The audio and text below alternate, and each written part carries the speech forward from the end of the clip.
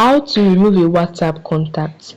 Removing a WhatsApp contact involves deleting the contacts from your phone book address, as WhatsApp syncs its contact list with your phone's contacts. So if you want to remove a WhatsApp contact, ensure you watch this video to the end. Alright, so open WhatsApp and locate the contact you want to remove.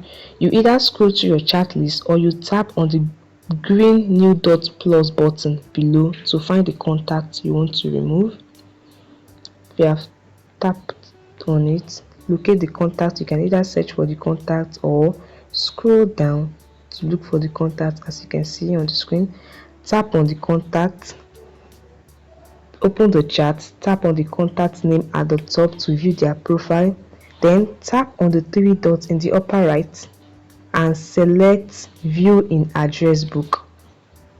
Finally, in your phone contact app, tap on the three dots menu again in the upper right and select delete contact. Now confirm deletion, tap on delete, and this way you have deleted the contact from your phone.